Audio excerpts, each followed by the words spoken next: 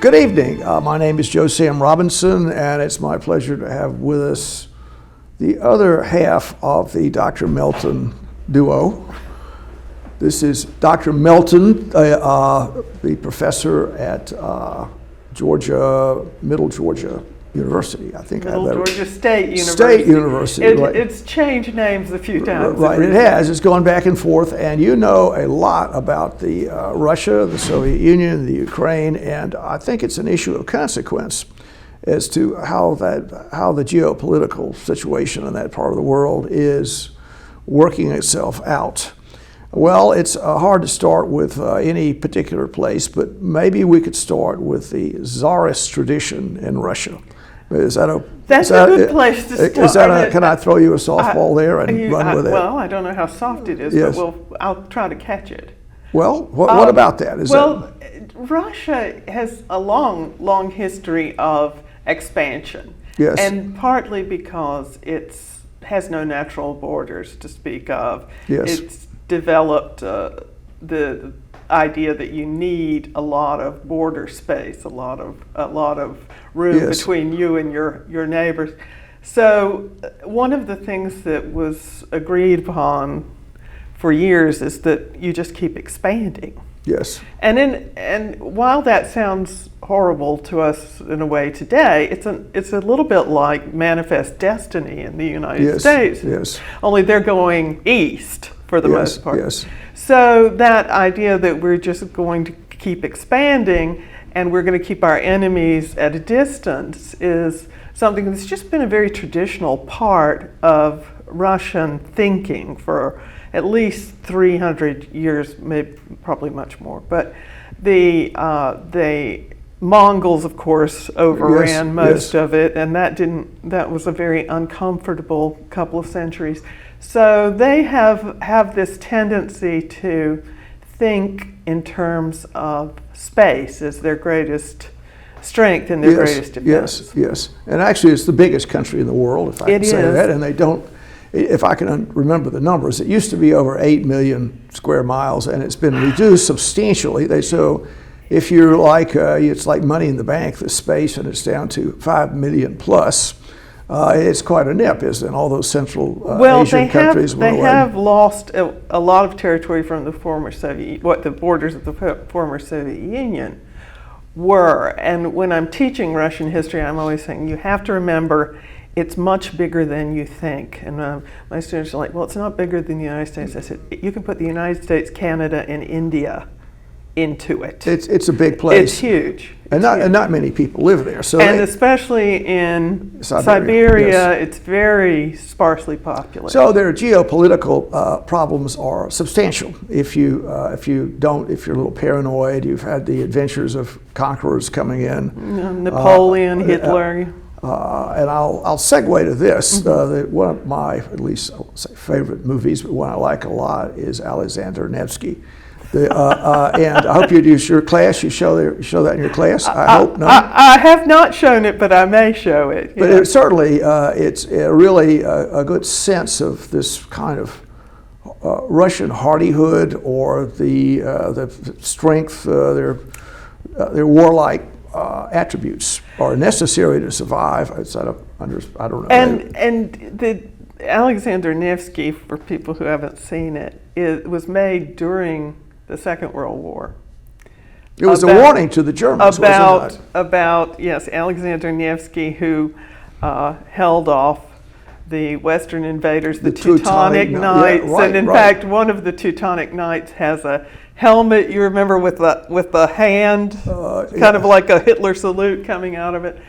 And yes, the Russian, the elements, the countryside, and the Christian, peasants. a lot of this was anti-Christian, I would say. In the movie, at least, the Teutonic Knights were right. It is the Christian. And so there was all that going on, but it's a very common thing, I think, in many cultures, but particularly in Russian culture, to take a certain incident from your past and remake it to send a message about the present.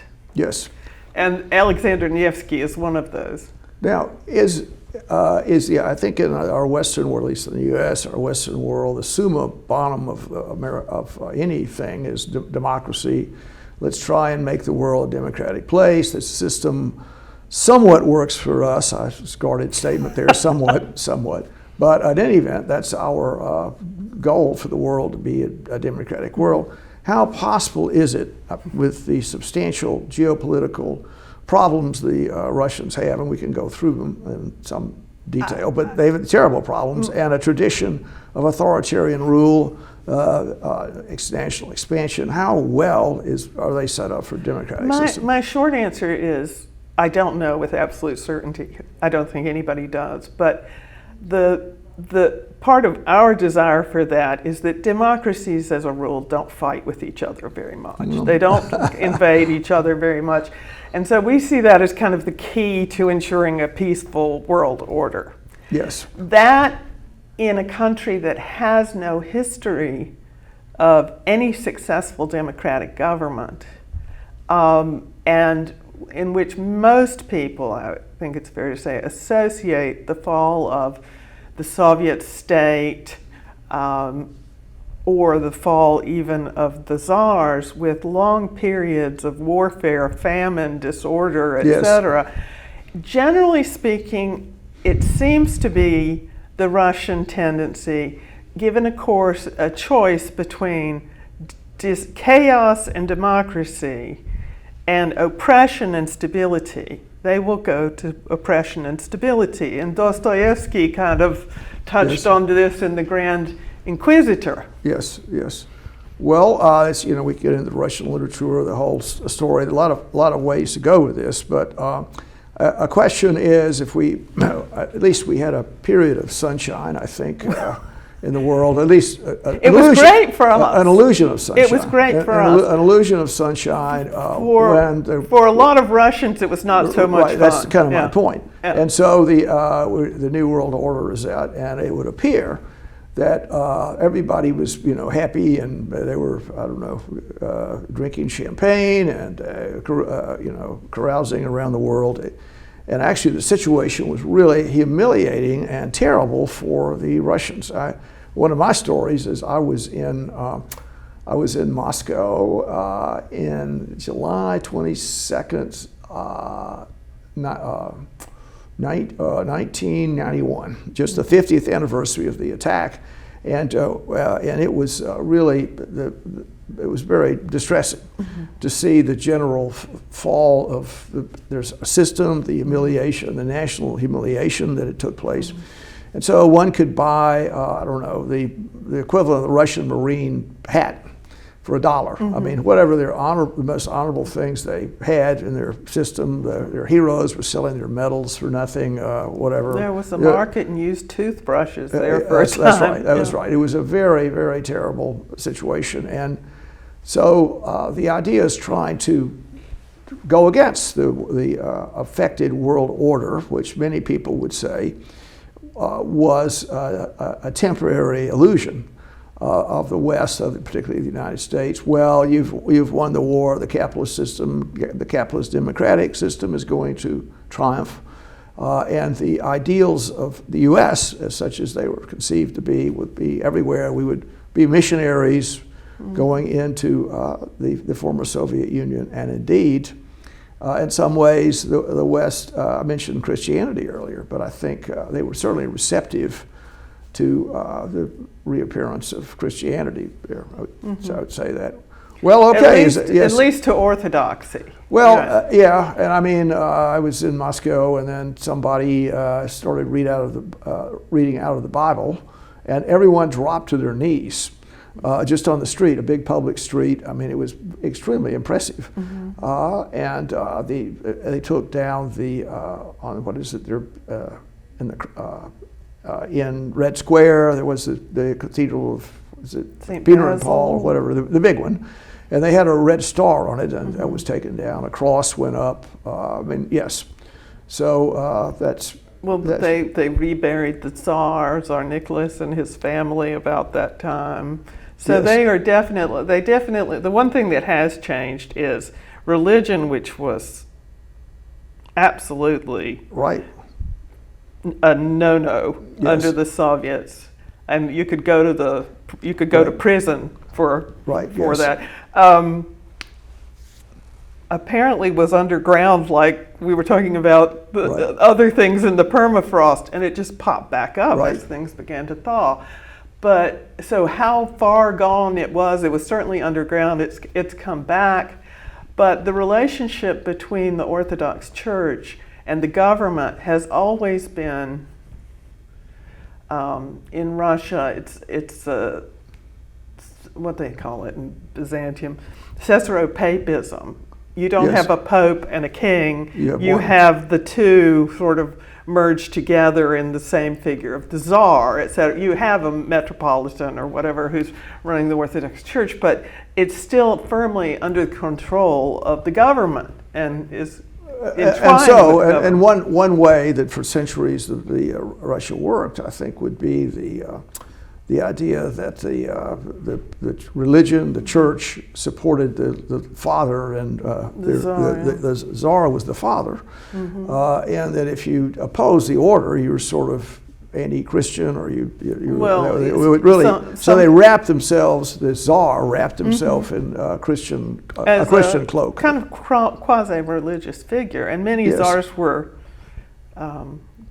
Nicholas II was quite devout. Yes. But some of the ones who claimed to be quite devout were rather spectacular in their doings. Well, of course. Yeah, yes. Of course. But that has changed in that instead of Marxism, Leninism, Stalinism as the ideology, you have seen the church come back, but what you didn't see was a change in government.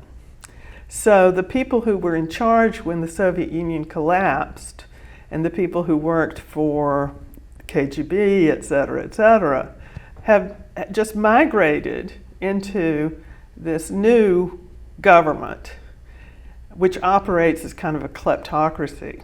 Yes. Well, maybe we could discuss that. So one of the blessings of the world order would be capitalism, I could say, and the idea that it'd be a very innovative world, and that all boats would rise, everyone would have a chance at it. But that doesn't seem to have happened particularly in Russia, or has it? You mentioned all the oligarchs, and how well is the little guy out in the provinces benefiting? Probably not as well off as people think. Yes. Plumbing is still an issue for a lot of people. When the Soviet Union collapsed, and of course the government owned everything. Yes. They came up with a system of vouchers, and each citizen got a certain number of vouchers that they were then supposed to buy shares in certain government entities and corporations. Well, most people had absolutely no idea what that was about or how that worked. They'd never had to do that.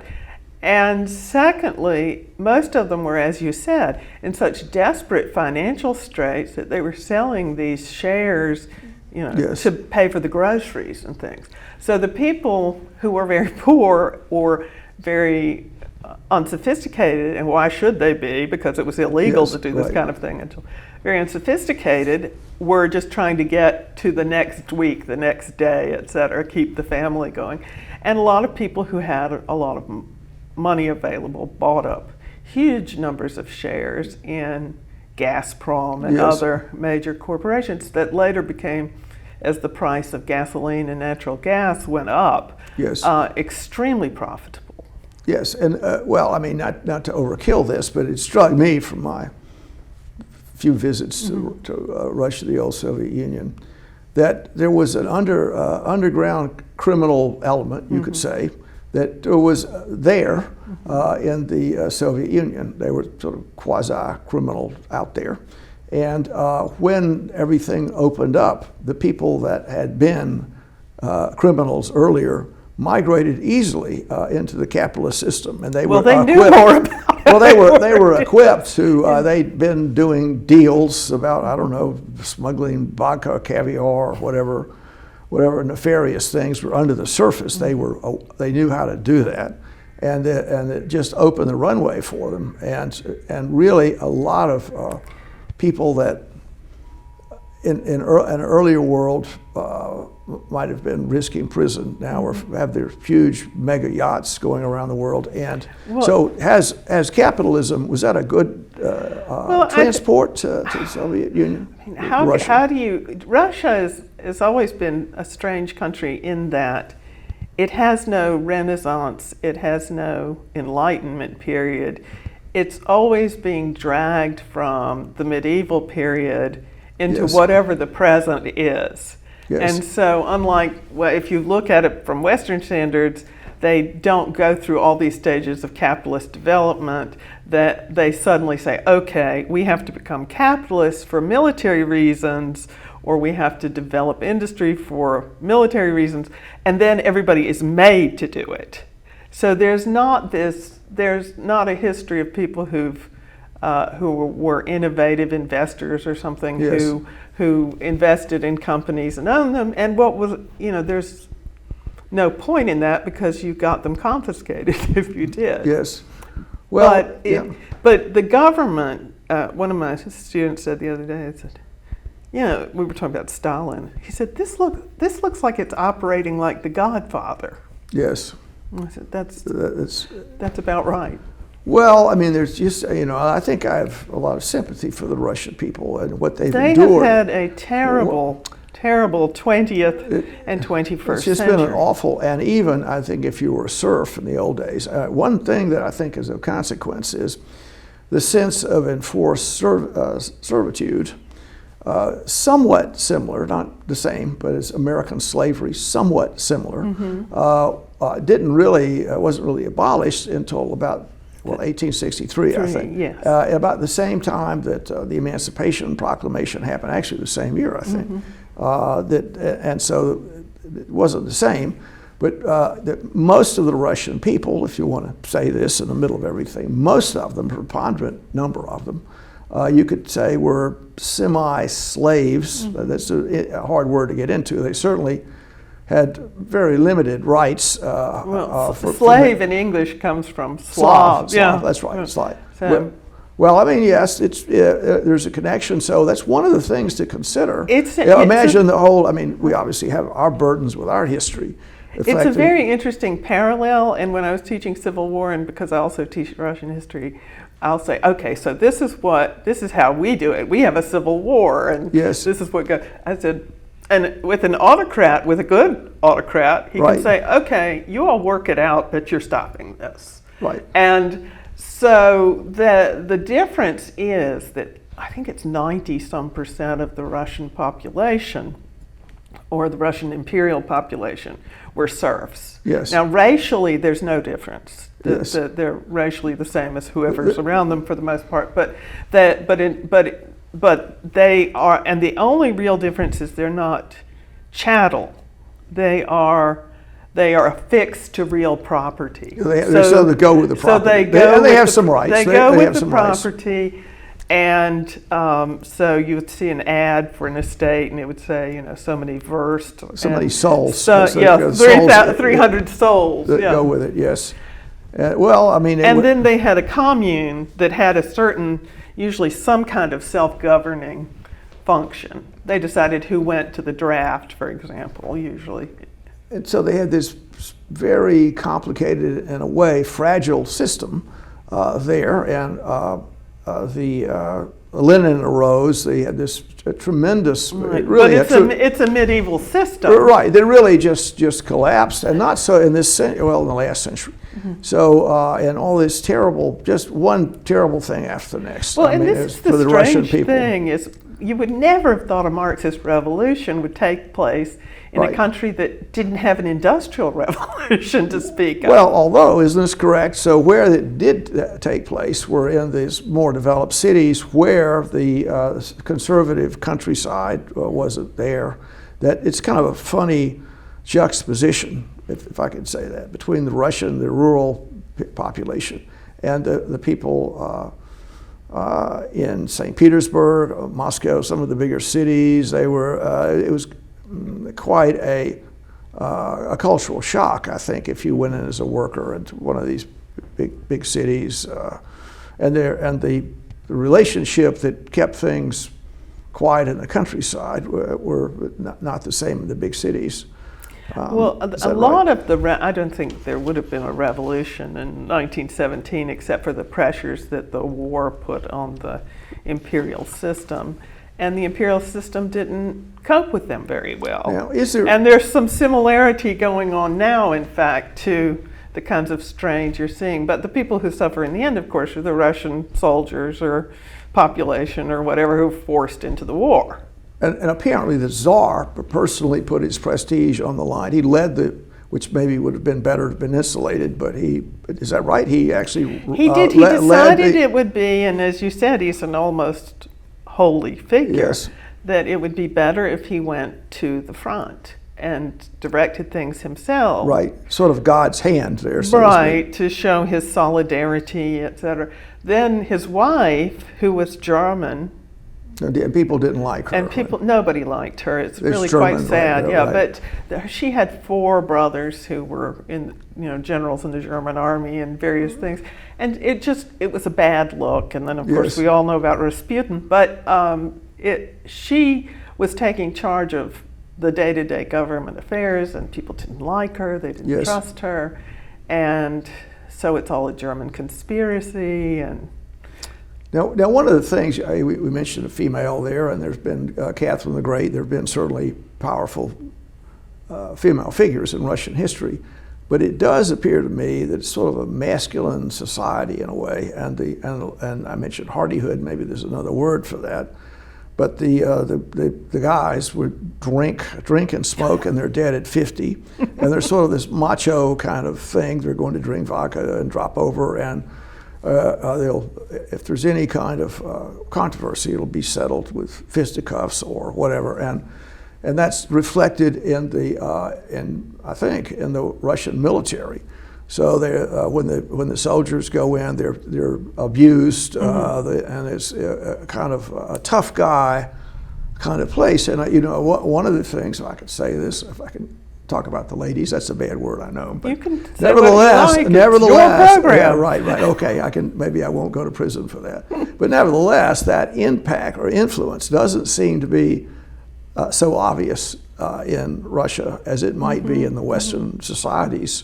And I think that may play a role in some of what's going on. It's a perpetual state of war. The people could be murdered or killed at any moment. There's a lot of instability just in the system they put together. And then finally, maybe we can get into the situation in the Ukraine. Is there any possibility? How do you think that will end? Any thoughts about that? How are we going to end that conflict? Well, I think the ideal ending would be if the Russians pulled out, they negotiated a treaty, and Putin, and I hate to say this because I don't like Putin, but Putin stayed in and backed off of the Ukraine. That would be ideal. I don't know that that's going to happen. I think as much as we dislike some of what's going on in Russia, there are bigger monsters in the closet there than Putin. And unleashing a civil war in a country that has the world's largest nuclear stockpile is something that I don't think anybody's going to come out of very well. So if our goal is a stable world order, we may have to tolerate some people we'd rather not in order to maintain international stability. I think Ukraine will, one way or another, come into NATO.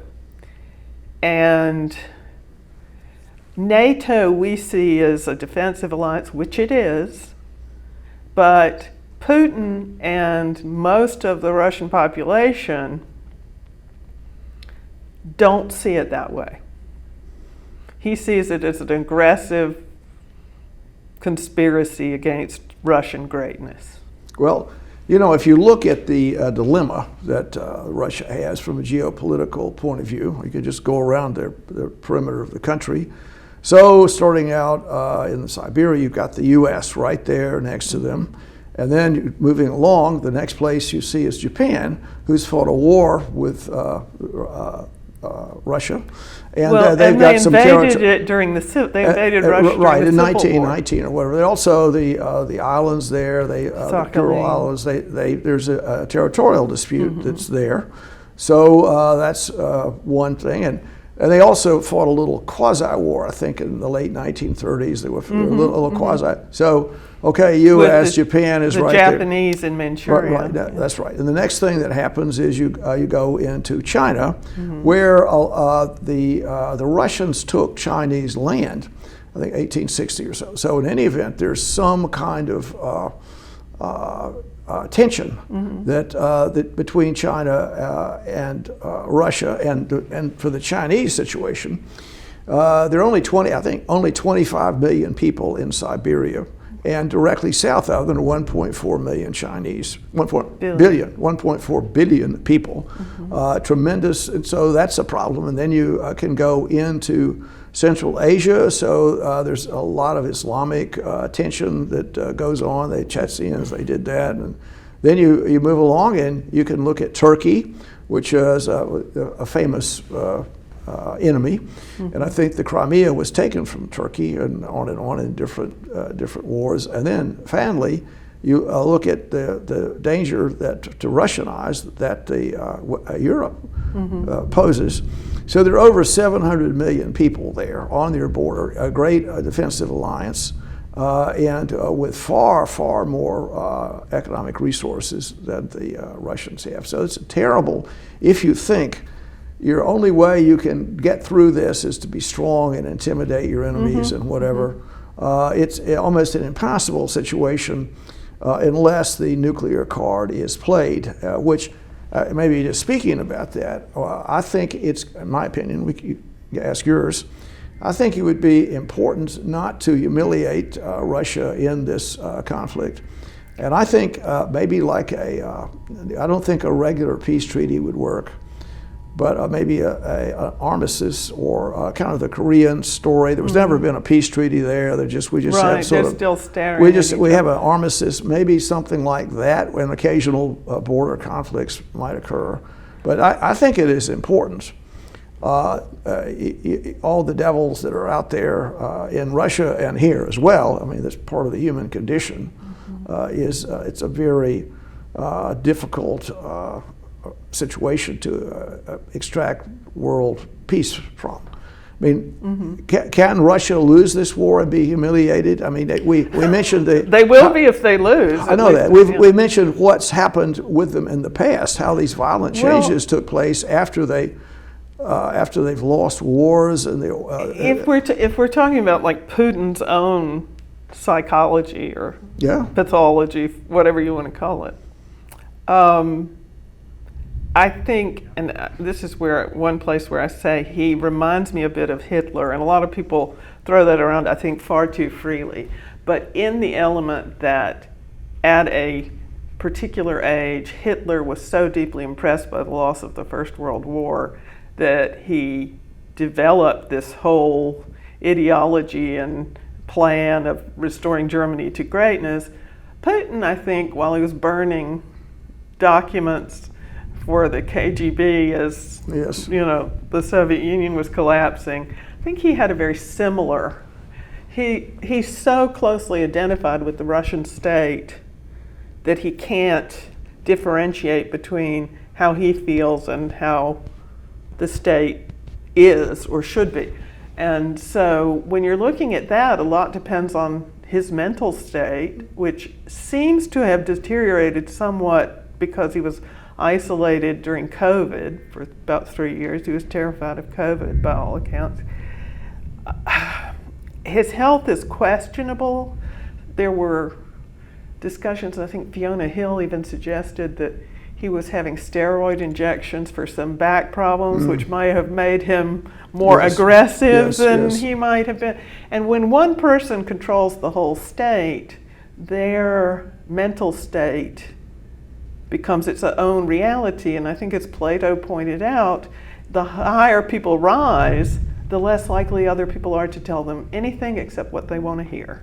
Well, on that note, thank you, Dr. Melton, and we'll talk some more. So thank you for your wisdom on this subject. Such as it is. And we've enjoyed having your husband here, so it's good to meet a better half. So thank you. Thanks. Thank you.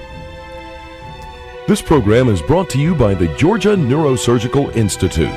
For over 50 years, rendering neurosurgical care to patients of all social conditions, treating complicated problems involving the brain, spine, spinal cord, and peripheral nerves, endeavoring to encourage quality care, medical research, innovation, and education on a local, national, and international basis.